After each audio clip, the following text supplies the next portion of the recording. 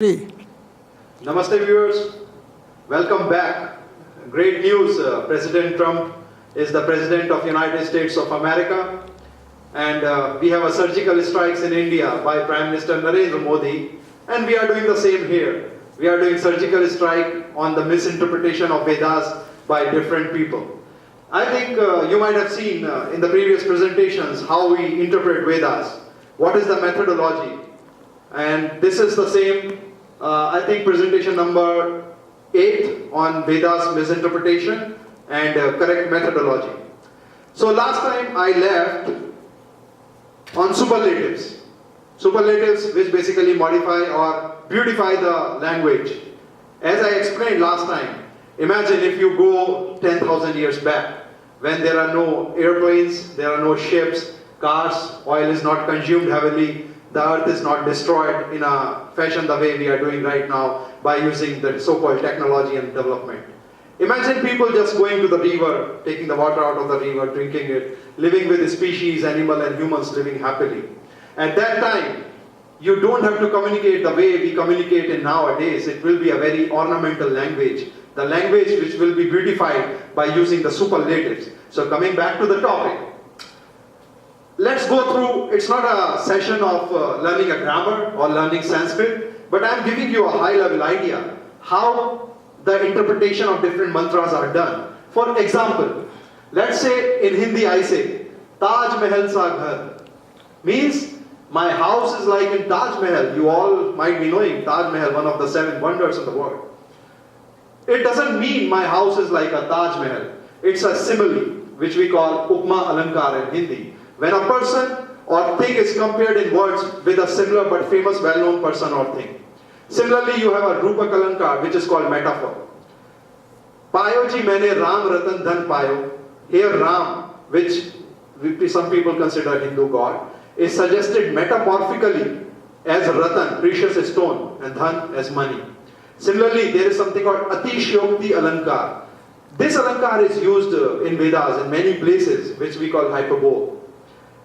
Dil badal bane, aankh behne lagi. Here dil, heart, is exaggerated as badal, cloud. The dramatic effect of exaggeration would be aankhe, eyes, that can tear as rain because the heart has turned into clouds. So try to understand what I am trying to communicate. In Vedas, there is nothing which is logic. Like, let's say I say Tom. If Tom is there in Vedas, it doesn't mean that it's the name of a person. There is a hidden meaning, there is a hidden something going on inside the word. Let's go ahead.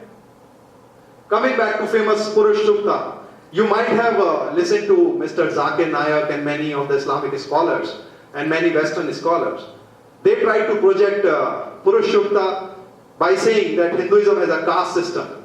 Anyway, our other scholars are going to consider this separately, but here I am giving you a high-level idea. Basically, in Purush Sukta, the famous mantra is Brahmanosya Mukham Asid, Bahu Rajanyah Kritaha. Before I go into this, couple of questions which were sent by our viewers. One of them was from Vedas Center, another YouTube channel, and we are really thankful to the person or whoever is operating that channel. They actually corrected us by mentioning that in the first presentation we demonstrated one chart which was showing how the Vedic lineage of scriptures is, and there it was mentioned that Vedas have astrology or astronomy, right? But we want to say no, we were wrong and we are going to correct it. So Vedas doesn't have the modern day like looking into the hand or giving a precious stone. All this is superstitious. It doesn't have any such thing. Anyway, coming back to the topic. The Brahmanas were his mouth. The Kshatriya became the arm. The Vaishyas came from the thigh. And the Shudras were assigned to his feet. This is used to create that the Hinduism has caste system. Again, when I say Hinduism, it is a synonym of Vedic Dharma, or Vedic Dharma is a synonym of Hinduism.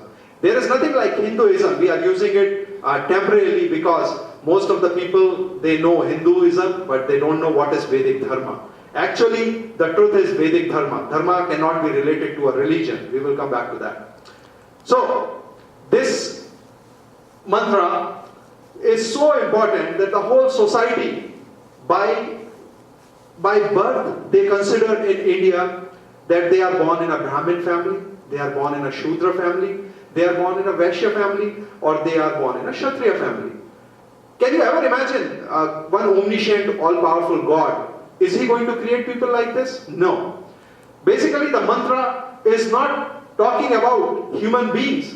It is having a very deep meaning in the sense, Brahmana were his mouth, Kshatriya became his arm, Vaishya was his thigh, and Shudra were assigned to his feet.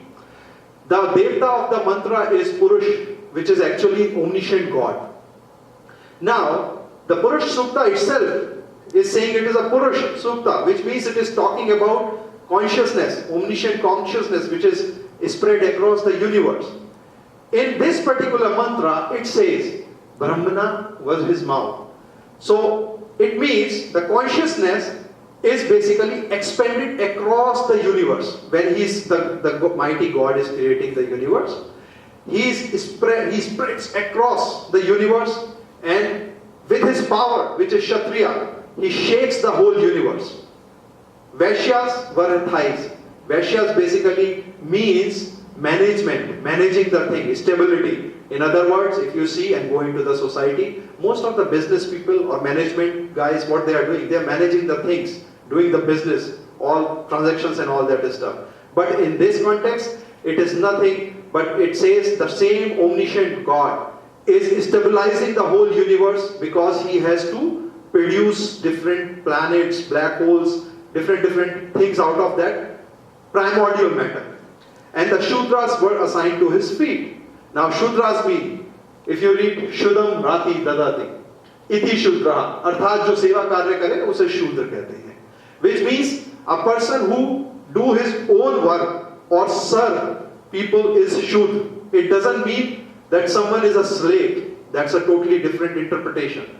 In this context, because Almighty God or the consciousness is doing his or her own work of recreating the universe out of the primordial matter, that's why the Shudras were assigned to his feet. So this is how the Vedic mantra interpretation is done. What I explained you, that Vedic mantras have superlatives, they are ornamental, they use alankars. In the same way, the mantra is using that. So this is Purush Sukta. Anyway, one of our scholars is going to take this topic and going to explain to all of you what actually all the meaning of different mantras in Purush Sukta is. Let's proceed. Das, Dasyu and Rakshasa. Very important. If you watch the news, especially Indian news, somewhere people are worshipping Mahishasur.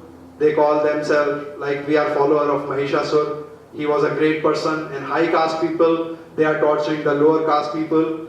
We are Das or we are Dasyus, it is written in Vedas, or it is written in some Hindu scriptures, which is totally wrong. Again, coming back to Mr. Zakir Nayak and other such scholars, and I really respect that guy. There is nothing, no hard feeling against the person. Very intelligent guy, very intellectual person. He remembers verses even from the Quran, mantras even from the Vedas. Anyway, he might be preparing in advance, which even I can do. But in order to contradict different interpretations of Das, Dasyu and Rakshaas, I am going back to the previous presentations. In case if you have not listened to them, I request you to go through them sequentially, because Nirukt and Nighantu are used to interpret the meaning of the words which are used in Vedas. So, Nirukt, second chapter, Khand 17, 15 part. Dasyate karmani, one who destroys karma, refers to evil person, one who creates disturbance in society. This is directly from the Nirukt. Dasyate karmani. So, Das is made out, Das or Dasyu. It's made out of a root word. So remember, viewers, in Sanskrit, every word is made out of a dhatu, which is nothing but a root. And root has a meaning which must be related to the context where it is used. In this case, Das or Dasyu is made up of dhatu, Das. Okay, Dasu.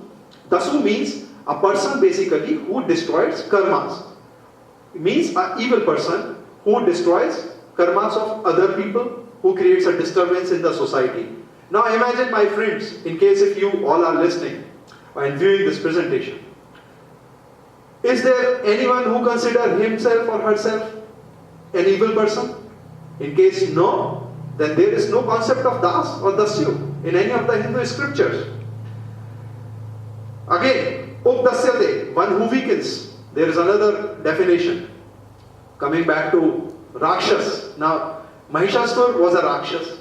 What basically all these Rakshas are doing in different scriptures, right? From if you go to Ramayana and if you go to other Puranas and all that, what Rakshas actually means?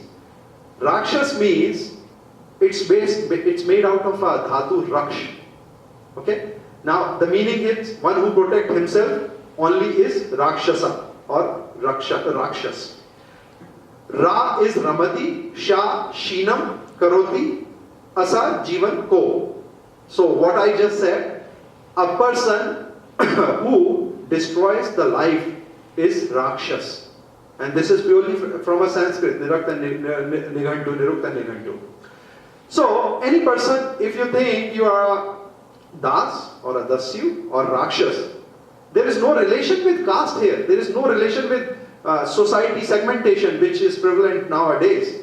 It is referring to evil person in all the ways. And in Vedas, God doesn't say that, okay, this particular caste is there, or this particular society, in society this particular group of people is there. It is very generic. It doesn't explain about different people in the society.